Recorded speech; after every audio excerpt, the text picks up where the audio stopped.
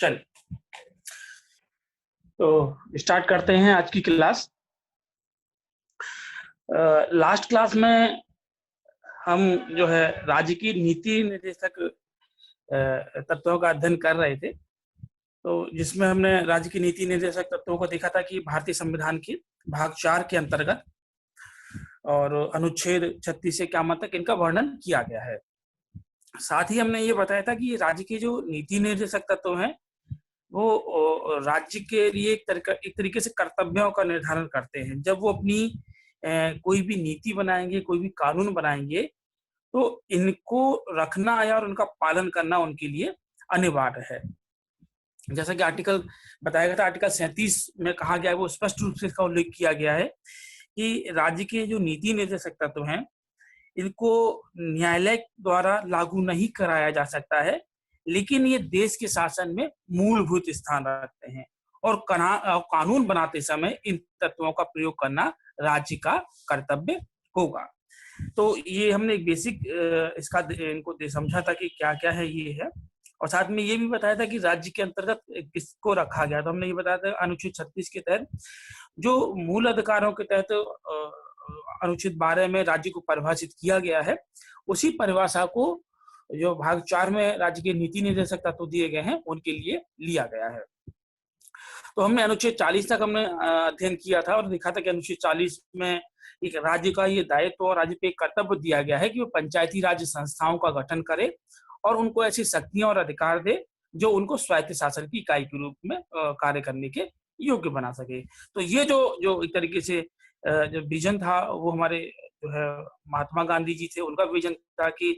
जो हमारे गांव हैं वो अपने आप में एक स्वायत्त शासन की इकाई के तौर पर कार्य करें। और जो गांव में जो लोग रह रहे हैं कि उनका मानना था कि भारत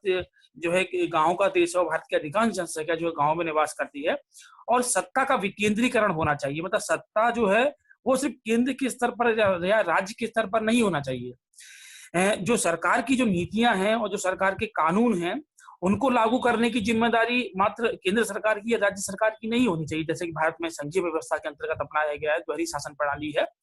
तो उनका ये मानना था कि जो गांव हैं उनके स्तर पर भी जो है सत्ता है उसको लागू होना चाहिए, और जो गांव के जो लोग हैं उनको अपने संबंध में नीति निर्धारण करने के लिए या अपने विकास के लिए अपनी योजनाएं बनाने के लिए उनको भी अधिकार दिया जाना चाहिए। तो ये प्रक्रिया स्वतंत्रता के बाद से ही लगातार चल रही थी कि पंचायती राज संस्थाओं को जो है संवैधानिक दर्जा दिया जाए और उनको अधिकार और शक्तियां दिया जाए, जो जाके बाद में 73वें संविधान संशोधन 1992 के द्वारा पंचायती राज संस्थाओं को संवैधानिक दर्जा उनको दिया गया और उनको ऐसी शक्तियां और उनको अधिकार दिए गए कि वो अपने लिए जो है कानून बना सकती हैं, अपने ग्राम पंचायत जहाँ गठित हैं उनके लिए अपनी विकास की योजनाएं बना सकती हैं कि किस ग्राम पंचायत में क्या कार्य कराया जाना है, और इसके संबंध में वो कुछ कर लगाने का भी अधिकार रखती हैं और राज्य से भी फंड प्राप्त करती हैं।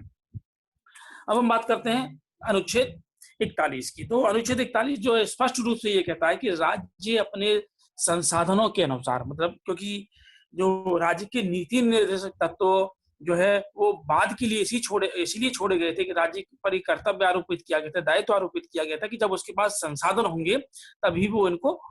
लागू करा सकते, तत्काल लागू नहीं कराया जा सकता था उस परिस्थिति में। तो यहाँ भी यही कहा गया कि राज्य अपने आर्थिक संसाधनों के अनुसार और विकास की सीमा के भीतर यह प्रयास करेगा जो सभी नागरिक हैं वो अपनी योग्यता के अनुसार रोजगार और शिक्षा पा सके। अगर हम अब देखिए भारत जैसी तत्कालीन व्यवस्था है, वहां पर सभी व्यक्ति जो हैं अपनी योग्यता के अनुसार ही रोजगार पा रहे हैं। कंपटीशन की व्यवस्था, कंपटीशन एग्जाम होते हैं, वहां जो है जो योग्य होता है वही जो है एक तरीके से जो है नौकरी ले पाता है। दूसरा, अगर हम बात करें जो है अन्य संस्थान हैं जितने भी जो है वहां पर एक तरीके से अलग अलग जो है शिक्षा की व्यवस्था है, चाहे वो व्यावसायिक शिक्षा हो या जो है तकनीकी शिक्षा हो। तो वहां पर और ऐसा नहीं है कि अगर कोई तकनीकी संस्थान है तो वहां पे एक सिंपल गिरोह जाके नौकरी ले सकता है, तो नौकरी वही ले पाएगा जिसमें योग्यता होगी, या ये कहे कि जो जिस संस्थान की जो उनकी जो रिक्वायरमेंट होगी उनके अनुसार वो योग्यता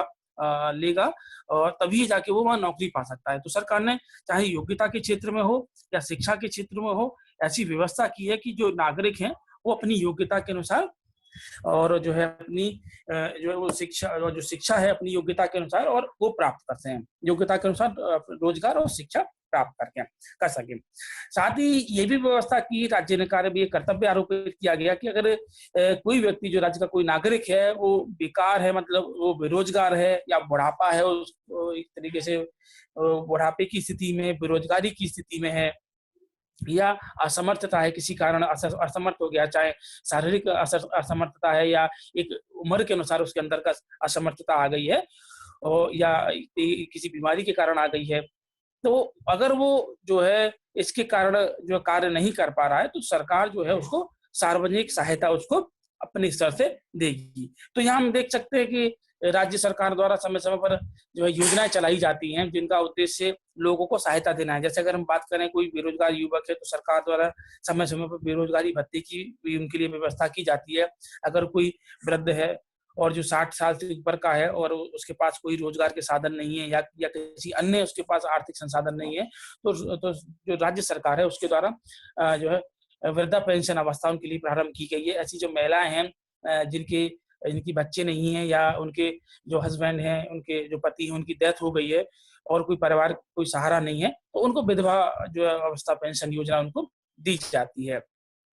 साथ में ही जो अगर हम बात करें जो गरीब लोग हैं जो एक तरीके से अपने लिए इतना धनार्जन नहीं कर पाते तो सरकार द्वारा पीडीएस जो है सार्वजनिक वितरण प्रणाली की व्यवस्था की गई है। तो सरकार के द्वारा जो जितनी भी योजनाएं जो चलाई जा रही है, चाहे वो गरीबी के संबंध में हो, चाहे बेरोजगारी के संबंध में हो या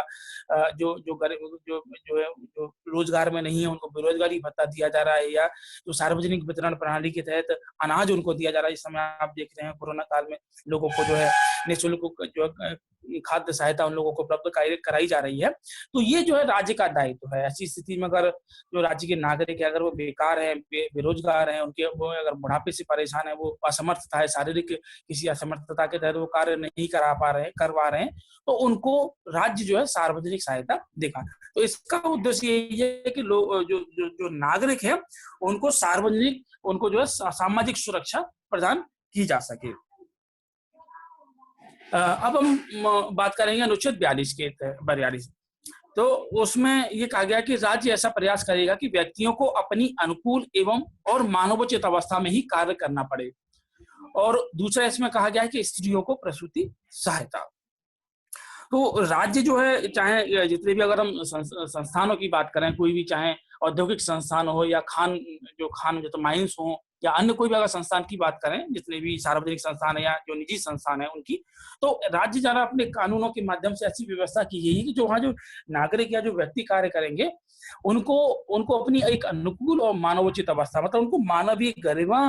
के साथ जो है कार्य करने का उनको अधिकार मिले। उनको ऐसी अवस्था में कार्य ना करना पड़े जो उनकी शारीरिक जो उनके स्वास्थ्य और उनकी जो शक्ति है उसमें वो कमी लाए।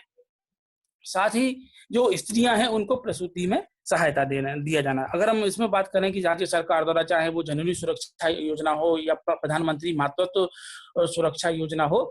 वो ये एक तरीके से उनको प्रदान की जाती है। तो प्रसूति में हम लोग देखते हैं, जैसे अगर गांव के क्षेत्र पर देखे जो है आशा कार्यकर्ता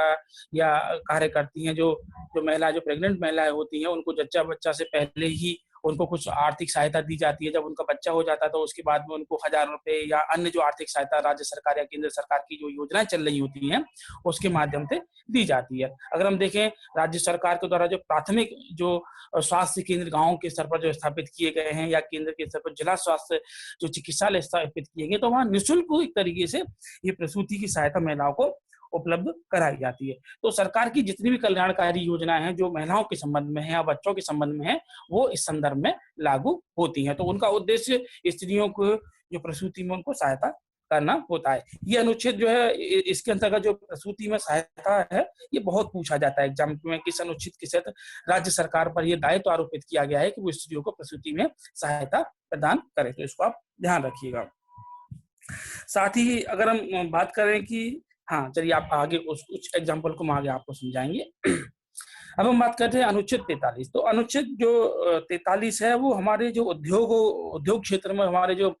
जो श्रमिक कार्य कर रहे हैं, जो कर्मचारी काम कर रहे हैं, उनके संबंध में ये व्यवस्था करता है। तो अनुच्छेद जो 43 ये स्पष्ट रूप से उल्लेख करता है कि ऐसे जो कर्मकार, ऐसे जो मजदूर जो हैं, वो कृषि या उद्योगों में लगे हैं, उनको जीवन निर्वाह के लिए उचित वेतन मिले। तो हम यहाँ अगर बात करें, जैसे मनरेगा की हमारी जो व्यवस्था शुरू की गई है, मनरेगा जो है अधिनियम कानून है, उसके अंतर्गत एक जो है जो जो दर है, जो दर तय की गई है जो श्रमिकों के लिए, वो एक तरीके से वो जीवन उनके लिए एक तरीके जीवन निर्वाह के लिए ही है, मतलब उससे कम नहीं है। एक तरीके से उसको एक मानक बना दिया गया है कि इससे इतने तक उनका जो है जीवन जो है आराम से निर्वाह हो सकता है, अगर मजदूर जो है मनरेगा के तहत काम पाता है। साथ में ही सरकार द्वारा इस संबंध में ये एक मैंने आपको बताया था, न्यूनतम मजदूरी अधिनियम पास किया गया है कि इससे कम जो है मजदूरी जो है किसी श्रमिक को नहीं दी जा सकती है।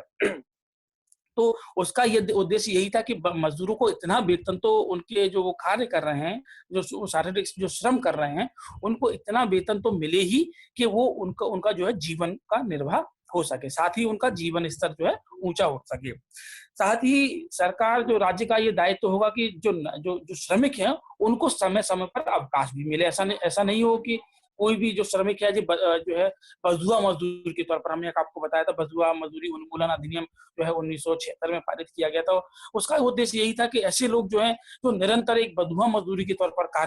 कार्य करते हैं और उनको जो है उचित वेतन भी नहीं दिया जाता है या उनको जीवन निर्वाह के लिए पर्याप्त भत्ता भी नहीं दिया जाता है,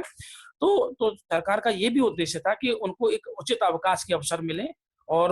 जो है और वो जो अन्य जो हमारी जो सामाजिक और जो सांस्कृतिक गतिविधियां हैं उनमें सम्मिलित होते हुए वो अपनी उन्नति को प्राप्त कर सके। अगर हम यहाँ पे एक छोटा सा एग्जांपल देखें, जो हमारे ऐसे कुछ श्रमिक होते हैं जो भट्टों पर काम करते हैं, जहाँ ईंट भट्टे होते हैं, वहां पर एक तरीके से वो बंधुआ मजदूर के तौर पर कार्य करते हैं, वहीं वो रहते हैं और जो मालिक होता है वही जो उनको जो वेतन देता है नहीं देता है, वही उनकी खाने पीने की जो थोड़ी बहुत व्यवस्था करता है। तो उसी को सरकार को ध्यान में रखते हुए कानून बनाए गए कि एक न्यूनतम वेतन तो देना होगा, लेकिन वो न्यूनतम वेतन इतना होगा कि वो अपना जीवन निर्वाह कर सके। साथ ही उसको आप बंधुआ मजदूर की तरह कार्य नहीं करा सकते, उसको आप एक अवकाश भी देंगे जिससे वो अपनी जो है उन्नति कर सके और सामाजिक सांस्कृतिक जो कार्यक्रम है उनमें भी प्रतिभाग कर सके।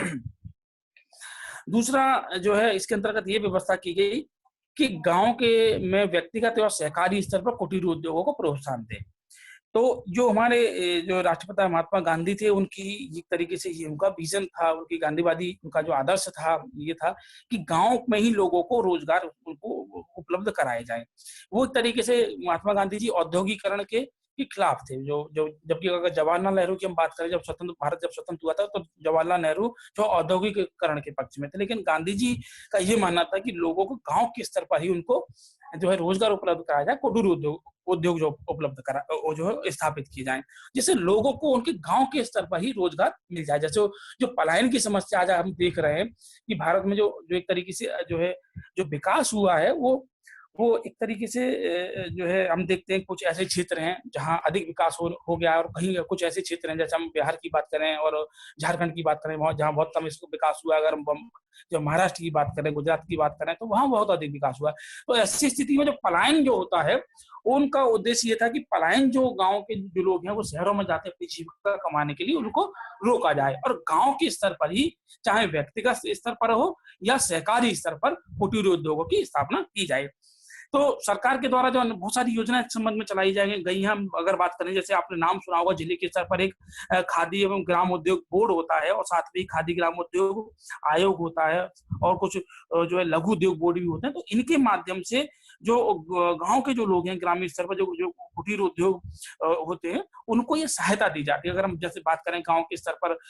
आपने देखा होगा जो एक घरेलू परिवार के जो है 8 से 10 लोग मिलकर यार बहुत छोटी पूंजी के साथ में जो उद्योग स्थापित किए जाते हैं, उसको कुटीर उद्योग कहते हैं। जिसमें हम देख सकते हैं अगरबत्ती बनाने का कार्य हो गया, मोमबत्ती बनाने का कार्य हो गया। अगर देखें तो अचार, कुछ महिलाएं जो घरेलू स्तर पर अचार बनाने का भी काम करती हैं, पापड़ बनाने का भी काम करती हैं।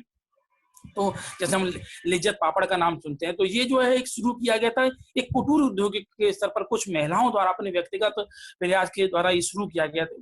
उद्योग शुरू किया गया था, जो कि बाद में एक पूरे भारत में एक तरीके से इसने अपनी जो है अपना जो विस्तार किया। तो व्यक्तिगत स्तर पर या सामूहिक स्तर पर कुछ लोग, या जो है एक गांव में स्तर पर सामूहिक स्तर पर उद्योग जो है वो जो है राज्य द्वारा प्रोत्साहन दिया जाएगा। आर्टिकल जो 43 का है वो इसी का भाग है, और ये संविधान संशोधन 42 में जो संविधान संशोधन हुआ था 1976, उसके माध्यम से इसको जोड़ा गया था। तो इसमें ये व्यवस्था की गई थी कि अभी तक हम जो देखते आ रहे थे कि जो भी जो संस्थान स्थापित किए जा रहे हैं, जो भी उद्योग स्थापित किए जा रहे हैं ना, तो उनके प्रबंधन में जो श्रमिक होते हैं, वहां कार्य करते हैं, उनकी भागीदारी ना के बराबर होती है। तो ऐसी स्थिति में अगर उनके सामने कोई भी समस्या होती है, अगर चाहे वो उनको उचित वेतन की समस्या, वेतन ना दिया जाना, या छुट्टियां ना दिया जाना, या उनको वेतन बढ़ोतरी की जो समस्या होती है, वो एक तरीके से जो उद्योगों का जो प्रबंधन जो होता है और जो श्रमिक होते हैं उनके बीच एक गैप रह जाता है। उनकी जो बातें होती हैं, उनकी मांगे जो होती हैं, वो प्रबंधन तक नहीं पहुंच पाती हैं। तो 43वें संविधान जो 43वें अनुच्छेद का जोड़कर ये प्रावधान किया गया कि जो उद्योग होगा और उसकी जो प्रबंधन की जो समिति होगी, उसमें जो कर्मचारी होंगे, उनकी एक जो यूनियन होगी या उनका जो यूनियन का जो लीडर होगा, उसको भी रखा जाना जरूरी है, ताकि उनका एक जो प्रबंधन है उसमें उनका प्रतिनिधित्व रहे, और जो श्रमिकों की जो समस्या है उनको वो प्रबंधन को अवगत करा सके। साथ में ही हम देखते हैं कि जो जितने भी उद्योग होते हैं, जितनी भी बड़ी बड़ी इंडस्ट्री होती है, वो अपने शेयर जारी करती है। तो शेयर का मतलब एक तरीके से जो उद्योग है उसमें जो कोई व्यक्ति जो है जो कर्मचारी है, अगर वो अपनी कंपनी के शेयर खरीदता है तो एक तरीके से वो कंपनी का ही पार्ट बन जाता है। और अगर कंपनी जो है लाभ की स्थिति में होती है तो उसका जो लाभांश होता है वो सभी के बीच में डिस्ट्रीब्यूट कर दिया जाता है। तो एक तरीके से जो उद्योग है उनका जो प्रबंधन हो गया, उनमें कर्मचारियों की को प्रतिभाग करने के लिए, उनमें भाग लेने के लिए ये सरकार द्वारा जो है एक तरीके से कानून जो है 42वां संविधान संशोधन के माध्यम से जोड़ा गया। 43 जो खा है ये अभी हाल ही में 97वां संविधान संशोधन 2001 के माध्यम से जोड़ा गया। इसमें भी यही व्यवस्था की गई, जो सहकारी जो समितियां हैं वो उनके गठन की बात करता है। कोऑपरेटिव जो सोसाइटियां होती हैं, क्योंकि ये कोऑपरेटिव सोसाइटी कुछ लोग आपस में मिलकर एक समिति का गठन करते हैं, और जो उद्योग हो गए और या ये कहे कुटीर उद्योग हो गए, उनके संचालन और उनके संबंध में जो है एक तरीके से उनके संचालन, लोकतांत्रिक नियंत्रण और व्यवसायिक प्रबंधन को ये बढ़ावा देती है।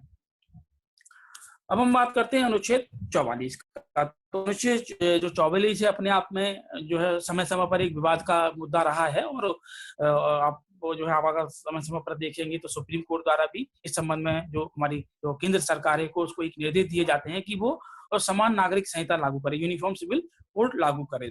तो एक्चुअली इसका उद्देश्य क्या था? जो है अब अगर हम बात करें कि भारत में अगर जो जितने भी धार्मिक जो संप्रदाय हैं, चाहे वो हिंदू हो, मुस्लिम हो, सिख हो या ईसाई हो, अन्य चाहे जितने भी हो, उनके अपने अपने कानून हैं, अपने अपने। अगर उनके हम बात करें तो ज्यादातर कानून जो है वो जो एक तरीके से उनको धार्मिक मान्यता मिली है। अगर हम हिंदुओं की बात करें, पहले हम मुसलमानों की बात करते हैं, तो वहां पर जो चाहे वो उनके विवाह के संबंधित मामले हों या तलाक के संबंधित जो मामले होते हैं, या उनको जो है दत्तक पुत्र अगर किसी को लेना हो या संपत्ति का कोई विवाद हो, तो उनके जो कानूनों का जो निर्धारण होता है वो शरीयत के अनुसार होता है। मतलब जो उनकी जो कानूनी जो किताब है उसके अनुसार होता है। उनकी जो शरीयत में जो चीज लिखी हुई है वो उसी को अनुसार उसको फॉलो करते हैं। ऐसे ही हम ईसाइयों की बात करें तो उनके अपने अलग कानून है, चाहे वो विवाह को लेकर हो या उनको चाहे वो तलाक को लेकर हो। तो सब हर धर्म, चाहे अगर हिंदू धर्म की अगर बात करें जो है स्वतंत्रता के दौरान, स्वतंत्रता की बात करें, जब संविधान लागू हो गया था उसके दौरान की बात करें, तो हिंदुओं में भी ऐसी स्थिति थी कि इनके चाहे विवाह को हो या तलाक हो या जो है दत्तक कोई पुत्र उनको अगर लेना हो, कोई बच्चा एडॉप्ट करना हो, उसके संबंध में कोई एक तरीके से कानून नहीं था, कोई केंद्र सरकार के कानून नहीं। तो सब जो जितने भी धार्मिक जो संप्रदाय थे वो अपने अपने जो उनके धर्म के द्वारा जो कानून निर्धारित किए गए थे उसके अनुसार इन सारी चीजों में वो स्वतंत्र रूप से वो निर्णय लेते थे। तो जब संविधान का निर्माण जब किया जा रहा था, तो क्योंकि भारत अब जो है स्वतंत्र हो गया था, तो ऐसी स्थिति में जो है संविधान सभा में ये एक मत आया कि क्यों ना जितने भी भारत में जितने भी धार्मिक संप्रदाय हैं उनके लिए कानून बनाया जाए, और सभी के लिए ही, चाहे वो विवाह के संबंध में हो या जो है चाहे वो उनको तलाक के संबंध में हो या एक तरीके से गोद लेने का जो प्रथा हो या संपत्ति के संबंध में जो भी कानून हो, उनमें एकरूपता लाई जाए। तो जो समान नागरिक संहिता है वो यही प्रावधान करता है कि जो पूरे देश के लिए एक समान कानून हो। अगर विभाग के संबंध में कोई कानून है तो सिर्फ एक कानून विभाग के लिए हो, और वो कानून जो है चाहे वो हिंदू हो, मुस्लिम हो, सिख हो, ईसाई हो, सभी पर एक समान रूप से लागू होगा। अगर हम मुस्लिम की बात करें और हिंदुओं की बात करें तो मुस्लिम में अभी तक 3 तलाक को समाप्त, जो केंद्र सरकार ने अभी समाप्त किया है, उससे पहले की अगर हम व्यवस्था देखें तो वहां पे अगर कोई व्यक्ति जो है तो अगर 3 बार तलाक बोल देता था तो उसका जो है तलाक मान लिया जाता था कि उसका और उसकी जो पत्नी है उसका उसके साथ तलाक हो गया। लेकिन हिंदुओं में ऐसी व्यवस्था नहीं थी। अगर कोई व्यक्ति जो है तलाक लेना चाहता है तो उसको एक कानूनी प्रक्रिया से गुजरना होगा, तभी जाके वो तलाक ले सकता है। तो ऐसी स्थिति में जो समान नागरिक जो संहिता थी उसका उद्देश्य यही है कि सभी के लिए जो है एक समान कानून, और सभी जो धर्म समुदाय के, चाहे वो विवाह हो, तलाक हो, विरासत हो, में जो संपत्ति उसको मिली वो हो, गोद लेने संबंधी कानून में एक रूपता का प्रावधान किया जाए। तो ये मुद्दा जो है एक तरीके से विवाद में रहता है और सुप्रीम कोर्ट द्वारा बार बार केंद्र सरकार को निर्देश दिए जाते हैं कि वो एक समान नागरिक संहिता लाई जाए, क्योंकि भारत जो है एक तरीके से जो है एक तरीके से बहुधार्मिक जो है सांप्रदायिक देश है, बहुभाषाविद देश है,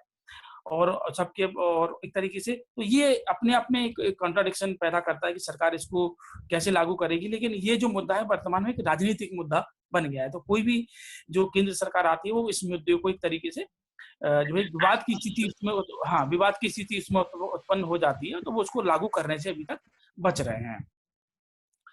अब हम बात करते हैं अनुच्छेद 45 की। तो जब हम मूल अधिकार पढ़ रहे थे तो हमने इस संबंध में भी चर्चा की थी, आपको कुछ बताया था कि 86वें संविधान संशोधन 2002 के माध्यम से जो है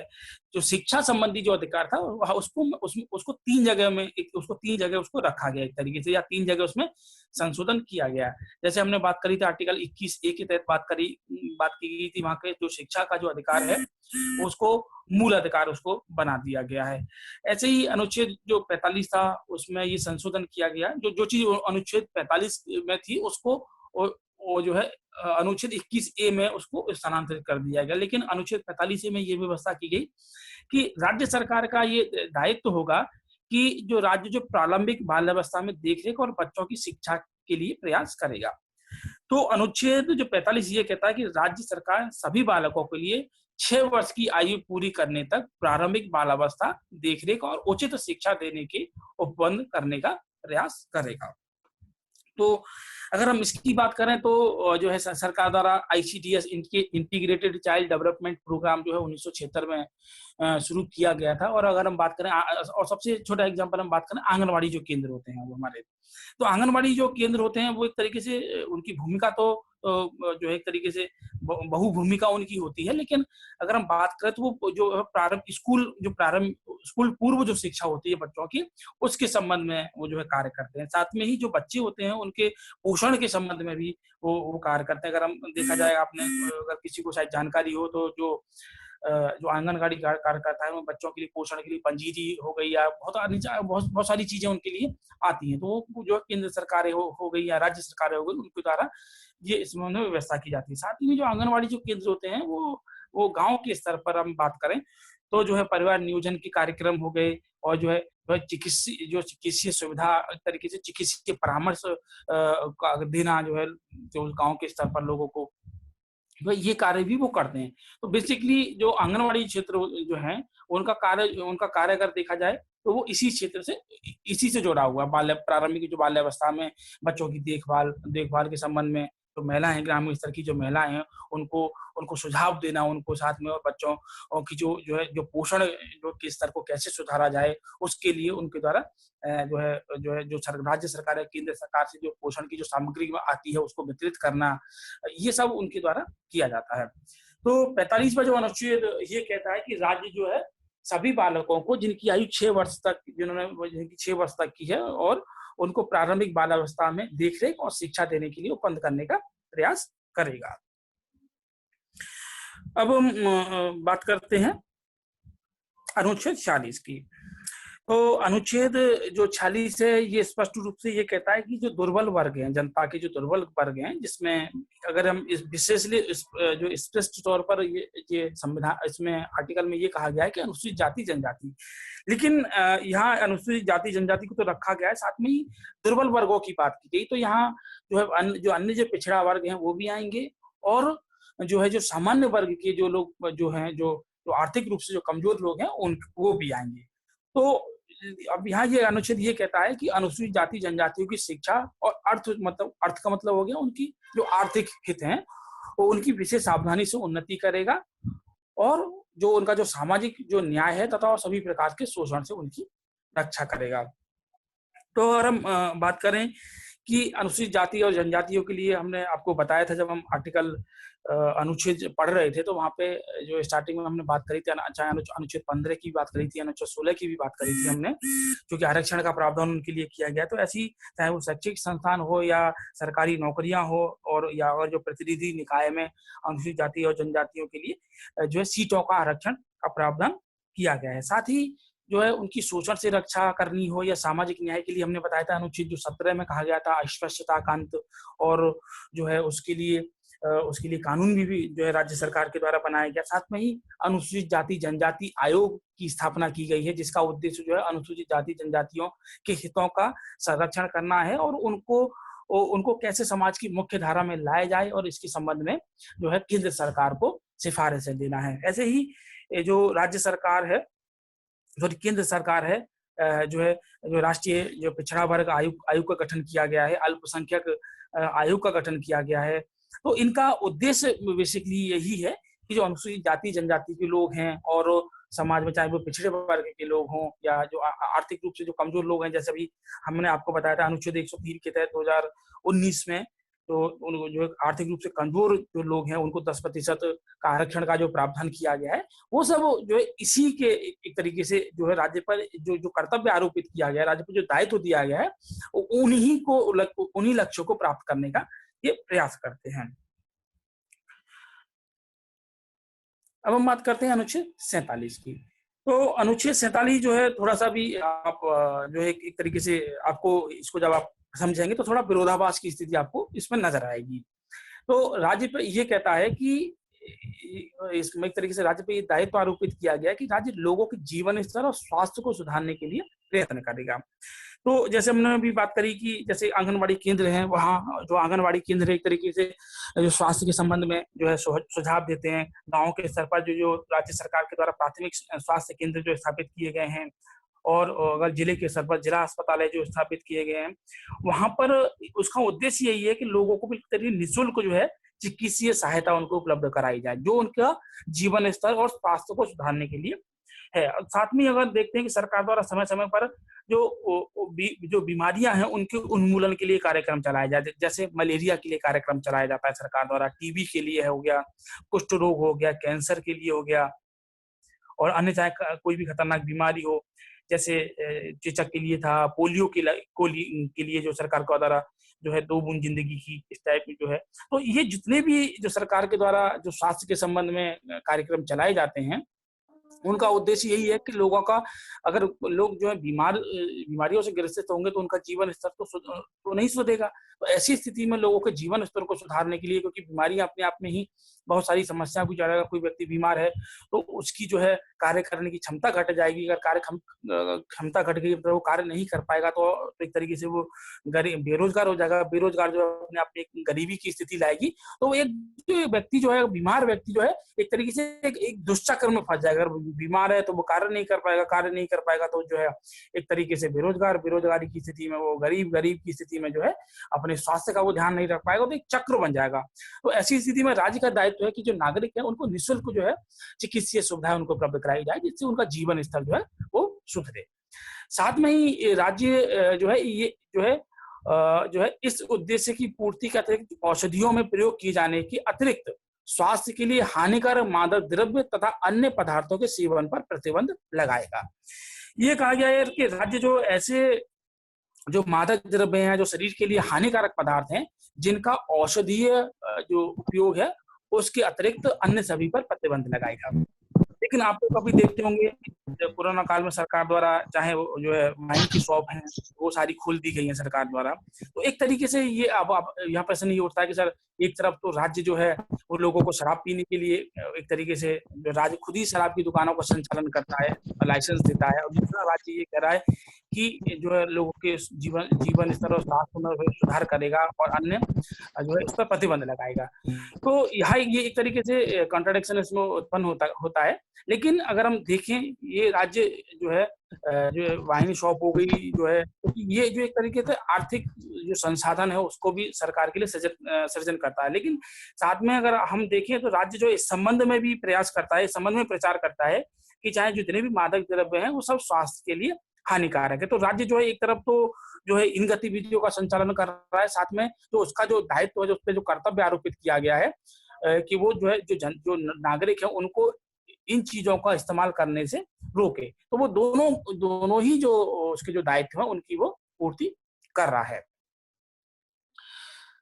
अब हम बात करते हैं अनुच्छेद 48। तो अनुच्छेद जो 48 है वो हमारे जो कृषि और जो पशुपालन है उसके संबंध में है और हमारे साथ में पर्यावरण के संबंध में भी है। तो ये कहता है कि राज्य जो है कृषि पशुपालन को आधुनिक और वैज्ञानिक बनाने का प्रयास करेगा। तो इस संबंध में अगर हम देखें कि कृषि को वैज्ञानिक बनाने के लिए जो हमारे जितने भी कृषि संस्थान स्थापित किए गए हैं और वो राज्य सरकार या केंद्र सरकार का द्वारा आपने देखा हो किसान चैनल शुरू किए गए हैं, किसान रेडियो शुरू किए गए हैं, जिसमें जो हमारे किसान भाई हैं उनको आधुनिक जो तरीके से कैसे कृषि की जाए या कैसे पशुपालन किया जाए उसके संबंध में उनको जानकारी दी जाती है। साथ में अगर हम वेटरनरी जितने भी संस्थान है उनकी बात करें या जो है हमारे जो पशु चिकित्सक हैं उनको उनके आधुनिकीकरण की बात करें तो ये जो है अनुच्छेद 48 जो है स्पष्ट रूप से करता है कि राज्य का ये दायित्व होगा कि वो कृषि पशुपालन को आधुनिक और वैज्ञानिक बनाने का प्रयास करे। तो जितने भी हमारे जो कृषि संस्थान है या जो पशुपालन संस्थान है वो नित नए जो है वैज्ञानिक एक तरीके से संसाधन जो वैज्ञानिक जो है पद्धतियां उसके माध्यम से अनुसंधान करते रहते हैं, जिससे एक अच्छी जो है नस्ल के जो पशुपालन है वो तैयार हो सके और कृषि में भी अच्छी जो है पैदावार वाले ऐसे बीज उत्पन्न कर सके। चाहे आपने देखते होंगे समय समय पर नई नई जो प्रजातियों के बीज आते रहते हैं जिनका सरकार द्वारा प्रचार किया जाता है कि किसान भाई ये बीज अपनाएं तो उनसे जो प्रति हेक्टेयर या प्रति एकड़ जो है अधिक अन्य जो उत्पादन होगा। तो वो यही है कि आप परंपरागत जो कृषि है और परंपरागत जो पशुपालन है उसको छोड़ते हुए आधुनिक और वैज्ञानिक प्रयास करें। साथ में ही जो राज्य पर यह दायित्व आरोपित किया गया है कि वो गाय बछड़ा और अन्य जो दुधारू पशु हैं उनकी बलि को रोके और उनकी नस्ल में सुधार करने का प्रयास करे। तो जैसा कि हम अगर जो हम बात करें 2 साल पहले की जब उत्तर प्रदेश में जब नई सरकार आई थी तो उसके द्वारा जो पशु बलि है विशेष तौर पर गाय जो है गौवंश है उसके वध पर रोक लगा दी गई। तो ये राज्य का ये कर्तव्य है कि वो अगर गाय बछड़ा जो अन्य जो दुधारू पशु हैं उनकी बलि पर जो है रोक लगाए और उनकी नस्ल में सुधार करने का प्रयास करे। तो अगर पशुपालन की बात करें तो पशुपालन का जो है वहाँ यही नस्ल सुधारने के लिए कार्य किया जाता है। इस संबंध में जो है वैज्ञानिक अनुसंधान किए जाते हैं और जो नई नस्ल के जो जैसे आप लोग हम देखते हो कि हरियाणा के जो करनाल में जो है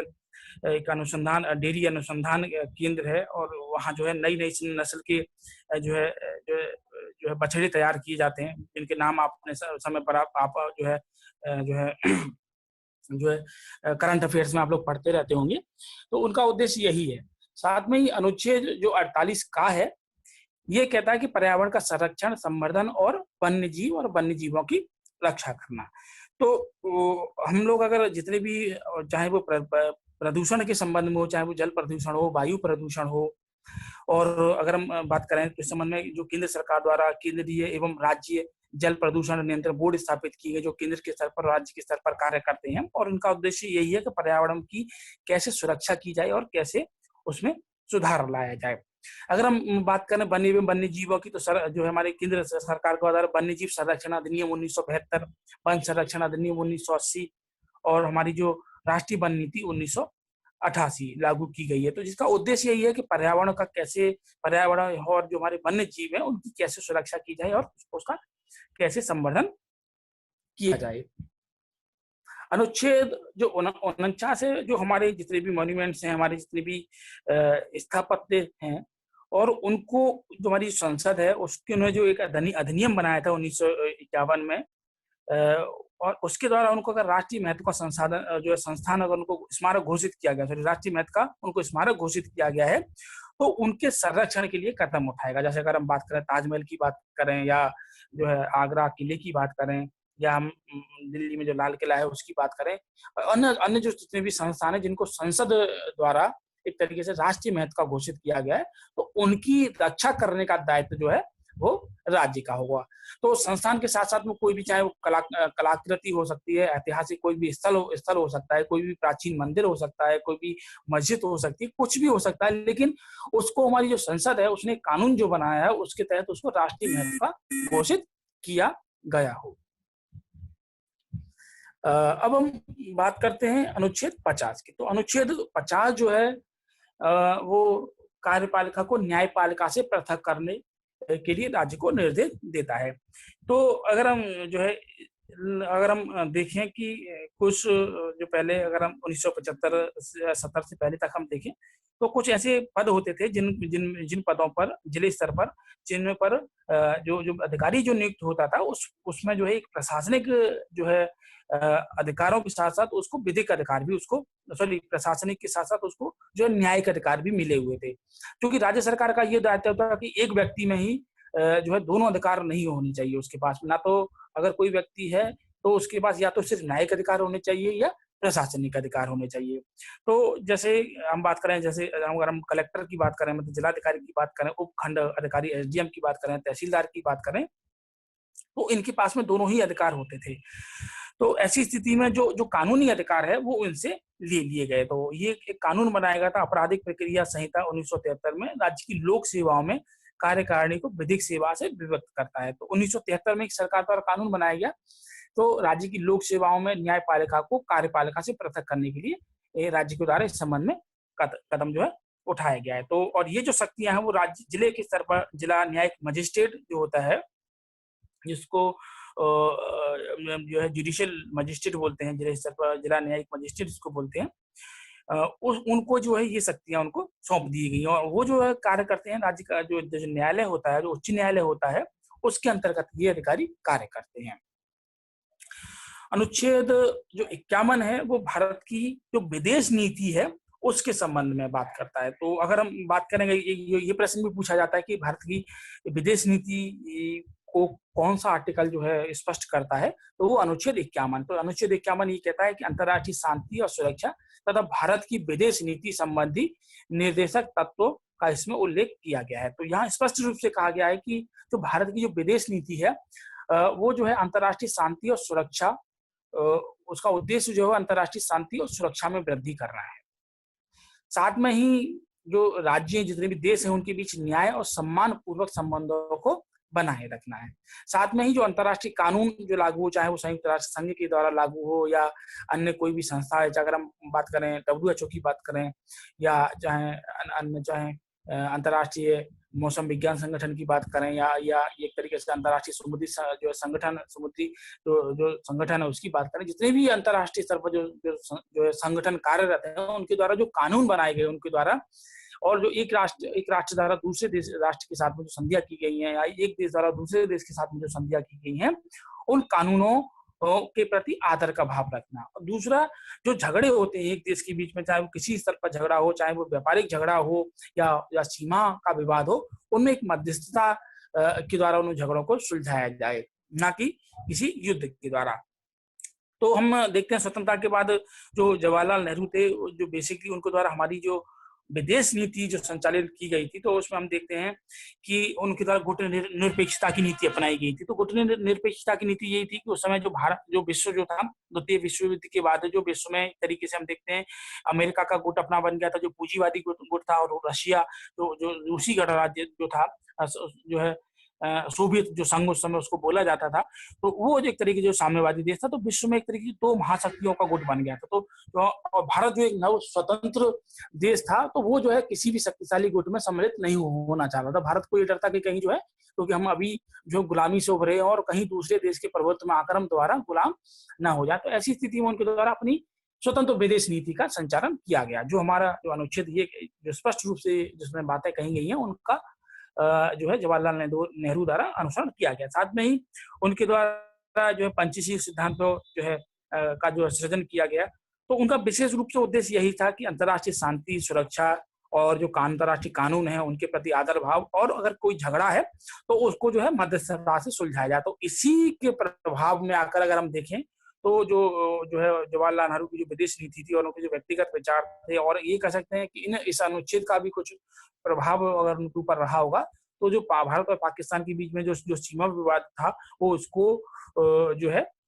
संयुक्त राष्ट्र संघ में ले गए थे। तो अभी तक अगर हम देखते हैं मध्यस्थता से वो सुलझाने का प्रयास था, और अभी तक वो जो है एक तरीके से प्रयास जो है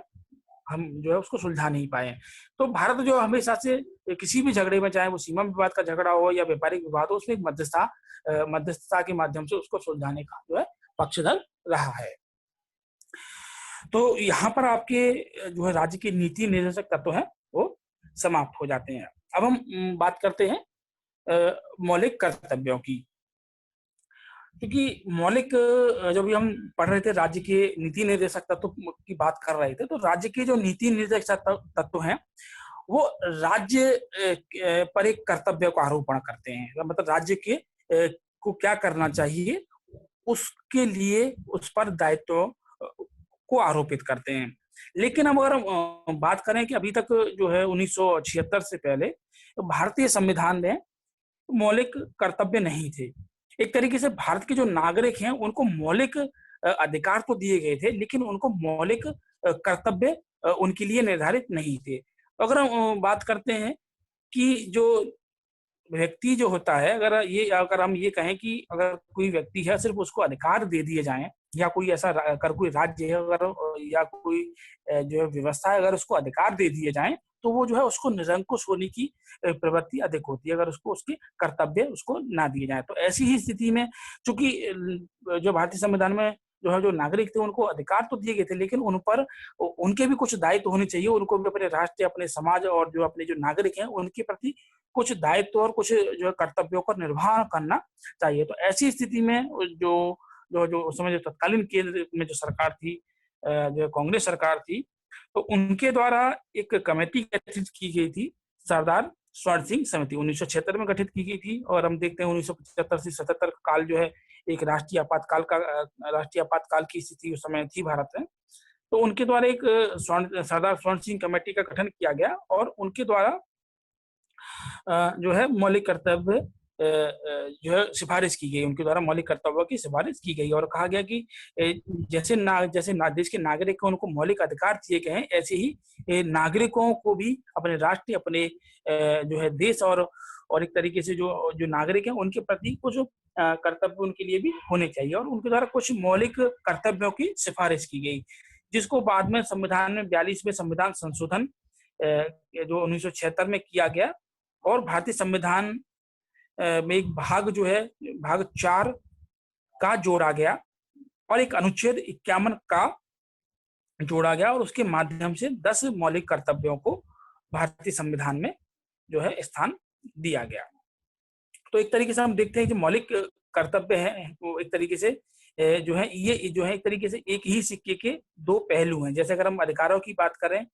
और जो है मौलिक कर्तव्यों की बात करें, तो ये जो है एक ही सिक्के के दो पहलू हैं। अगर किसी व्यक्ति को अधिकार दे दिए जाए, अगर उसको कर्तव्य ना दिया जाए, तो ऐसी स्थिति में जो है वो व्यक्ति जो है निरंकुश हो जाएगा। अगर किसी को कर्तव्य दे दिया, उसको अधिकार ना दिया जाए, तो भी व्यक्ति के लिए एक जो है एक तरीके से खतरनाक ये स्थिति है। तो उसी को ध्यान में रखकर कुछ मौलिक जो है कर्तव्य भारत में जो है नागरिक है उनके लिए दिए गए। एक चीज और यहाँ स्पष्ट कर दें कि जो मौलिक कर्तव्य हैं वो सिर्फ भारत के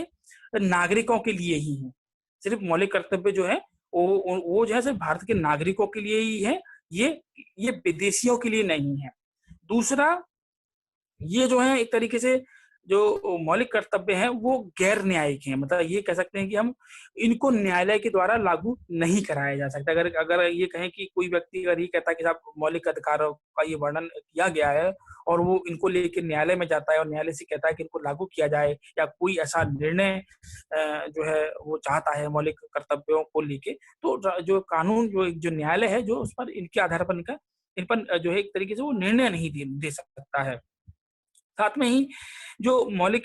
जो कर्तव्य जो लिए गए, एक तरीके से आप अभी पढ़ेंगे, तो ये जो हमारी जो भारतीय जो जीवन पद्धति है, उन्हीं से एक तरीके से ये संबंधित हैं, उन्हीं से एक तरीके से कनेक्टेड है। ये अलग से ऐसा कुछ नहीं है। जो भारत की जो जीवन पद्धति है, उन्हीं से उनको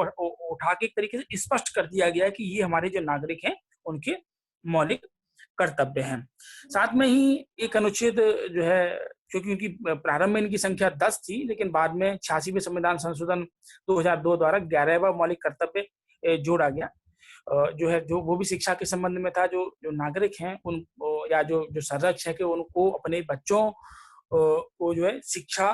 देने का उन पर एक कर्तव्य आरोपित किया गया है। तो हम अभी देखते हैं कि क्या-क्या मौलिक हमारे कर्तव्य हैं। तो सबसे पहला मौलिक कर्तव्य तो यही कि भारतीय संविधान का पालन करें और उनकी जो आदर्श हैं, उनकी जो संस्थाएँ हैं, राष्ट्रीय ध्वज और राष्ट्रीय गान का आदर करें। तो जब हम जो भाग 2 में जो नागरिकता पढ़ रहे थे, तो नागरिकता, किसी व्यक्ति को अगर नागरिकता दी जाती है, पंजीकरण के माध्यम से नागरिकता दी जाती है, और अगर वो व्यक्ति भारतीय संविधान के प्रति अश्रद्धा रखता है, अगर वो भारतीय संविधान का पालन नहीं करता है, तो उसकी नागरिकता से उसको वंचित किया जा सकता है। क्योंकि वो व्यक्ति, उसको नागरिकता मिल गई है, वो भारत का नागरिक हो गया है। तो अगर कोई व्यक्ति जो भारत का नागरिक का पालन नहीं करता, मतलब ये एक तरीके से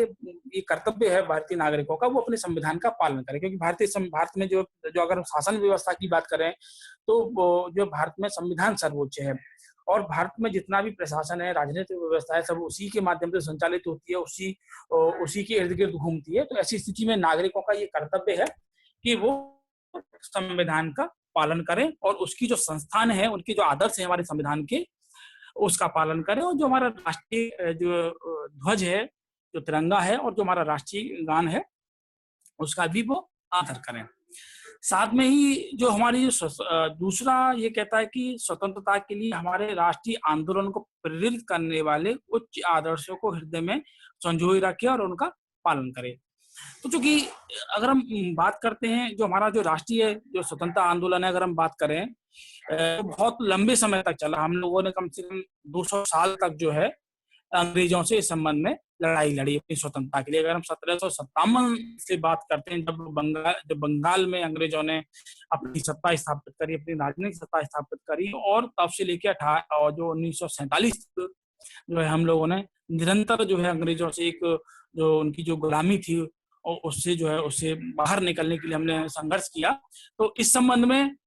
जो है हमारे दौरान कुछ आदर्श हमारे जो विकसित हुए इस संबंध में, वो तो हमने जो है, चाहे वो स्वतंत्रता के लिए संघर्ष किया हो, चाहे समानता के लिए बिंदु किया हो, जो है मताधिकार के लिए हमने बात की हो, चाहे जो राजनीतिक संस्थाएं थी उनमें प्रतिनिधित्व की उनके द्वारा मांग की हो, तो ये चाहे बंधुत्व की बात की हो हमने, तो ये हमारे कुछ ऐसे आदर्श थे जो हमने जो स्वतंत्रता आंदोलन के द्वारा हमने पाए थे। लेकिन जो यहाँ उच्च आदर्शों की बात की गई, तो ये उच्च आदर्श जो है, जो मौलिक कर्तव्यों के अंतर्गत ये परिभाषित नहीं किए गए, क्या मौलिक जो उच्च आदर्श हैं वो क्या हैं। तो यहाँ हम एक तरीके से समझ सकते हैं, जो हमारा जो राष्ट्रीय आंदोलन है, चाहे उसके जो व्यक्तित्व हो, जितने भी व्यक्तित्व रहे हों, तो उनके द्वारा जो अपने एक आदर्श जो निर्धारित किए गए थे, उनके जो आदर्शों को हम अपने हृदय में जो है संजोए रखें और उनका पालन करें। जैसे अगर हम चाहे गांधी जी की जो विचारधारा थी उसकी बात करें, चाहे अम्बेडकर जी की विचारधारा थी उसकी बात करें, या जवाहरलाल नेहरू या सरदार पटेल, तो उनके द्वारा उच्च जो आदर्श जो बनाए गए थे समाज में उस समय के लिए, उनके जो आदर्शों का हम लोग जो उनको हृदय में, उनके अपने हृदय में उनको संजोए रखें और उनका हम लोग पालन करें। साथ में जो ये कहता है कि भारत अखंडता की रक्षा करें, जो कि अब भारत जो है एक लंबी गुलामी के बाद जो भारत जो है स्वतंत्र है, हमको जो एक लंबे समय बाद संघर्ष और बलिदान की हमको मिली है, तो हम जो उसकी रक्षा करें। जो एकता है, जो भारत में जो एकता जो बनी हुई है, और जो अखंडता है, उसका भी हम रक्षा करें। साथ में ही देश की रक्षा करें। जो चौथा बिंदु ये कहता है कि हम देश की रक्षा करें और आह्वान किए जाने पर राष्ट्र की सेवा करें। तो देश की सेवा करने का मतलब है कि आप किसी भी तरीके से देश की सेवा कर सकते हैं, चाहे वो ऐसा जरूरी नहीं है कि आप एक सैनिक बनकर ही देश की सेवा करें, या जो है जो सैनिक सेवा है उसी में आप जाकर देश की सेवा करें। आप किसी भी क्षेत्र में हैं, चाहे वो आप समाज सेवा कर रहे हो, या राजनीति में हो, या चिकित्सा में हो, या के तौर पर हो,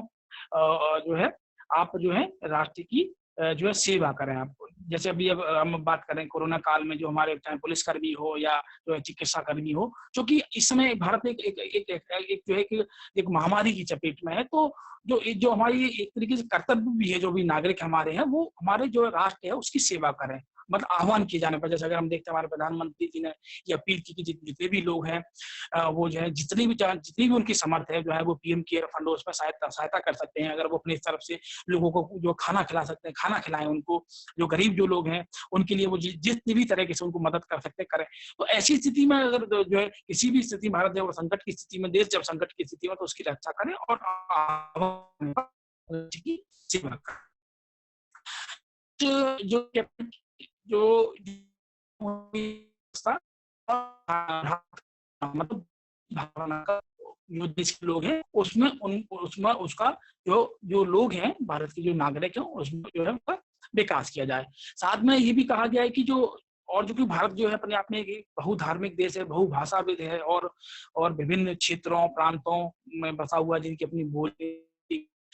तो उन और जो जगह हैं भारत में अलग अलग है, उन सब भेदों से परे होकर भारत को जो है एक तरीके से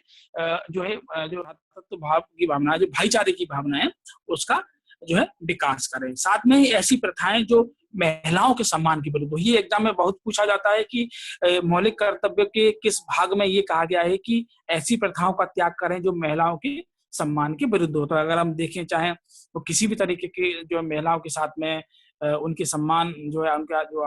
एक तरीके जो रेस्पेक्ट होती है उनकी, तो विरुद्ध जितनी भी जो है प्रथाएं विद्यमान है भारतीय समाज में, चाहे देखा अब ये आपको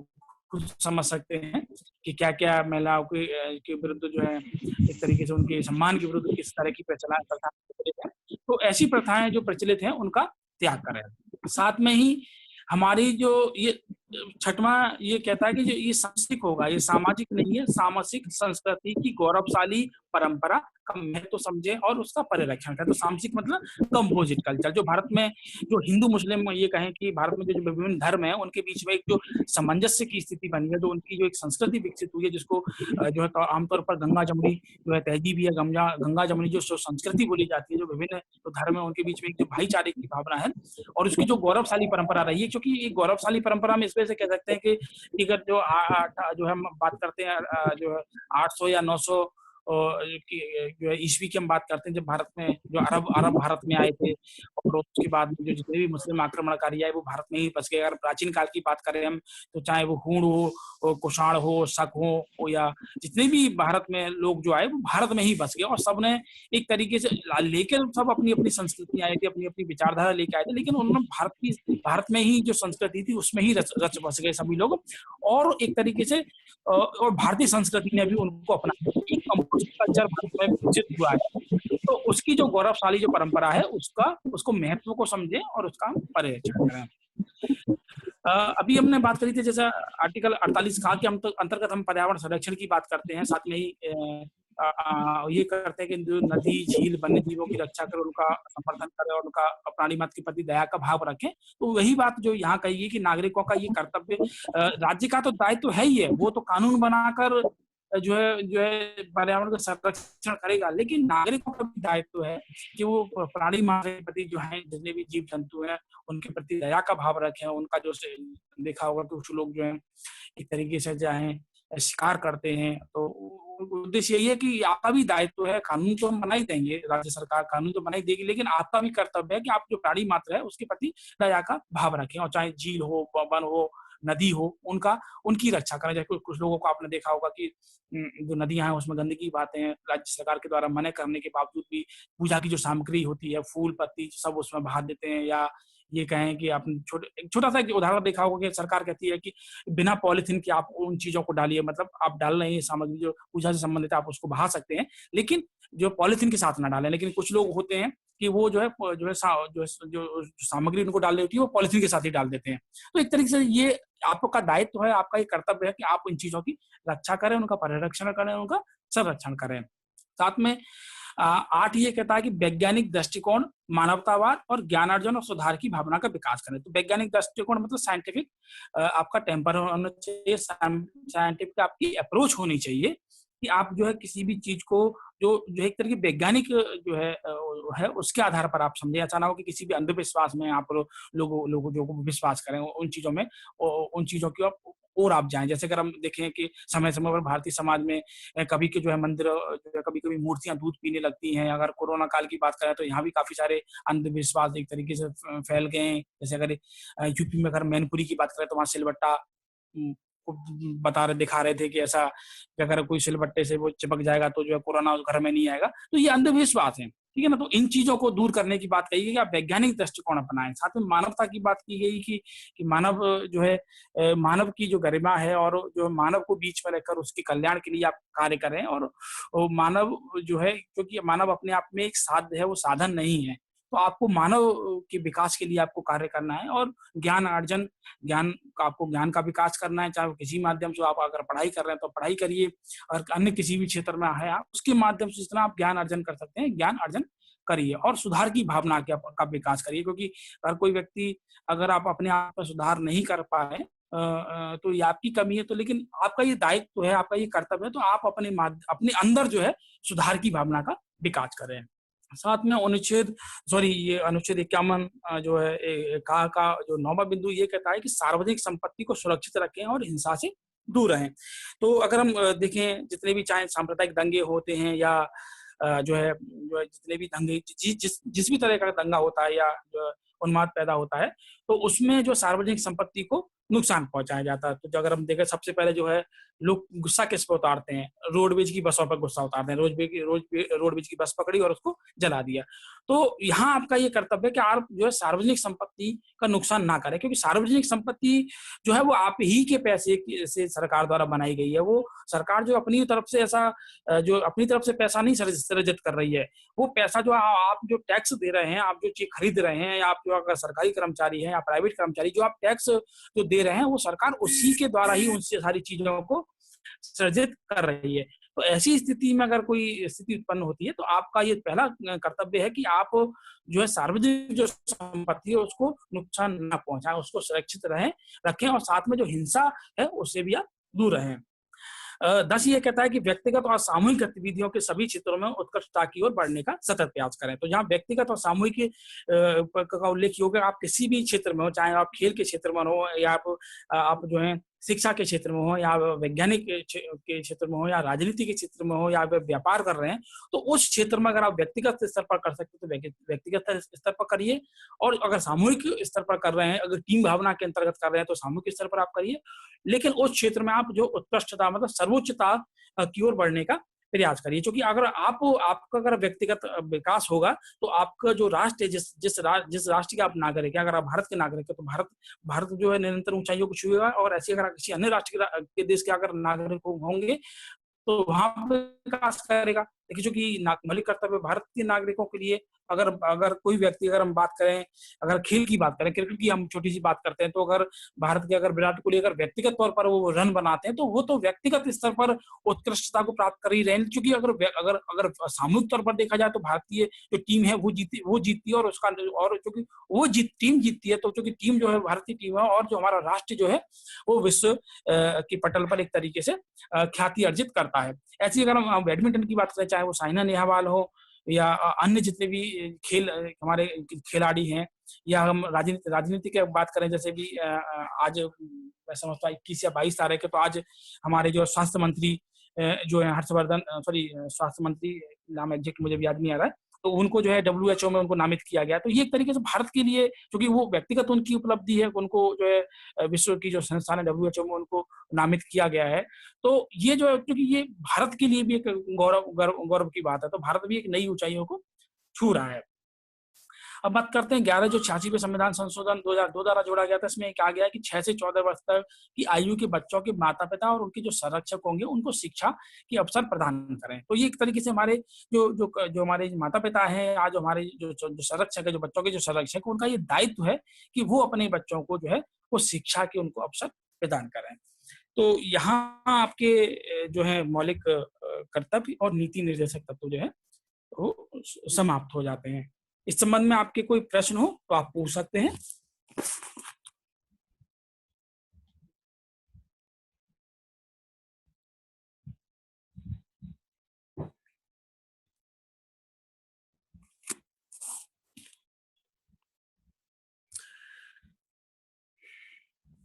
किसी का कोई प्रश्न है तो आप पूछ सकते हैं।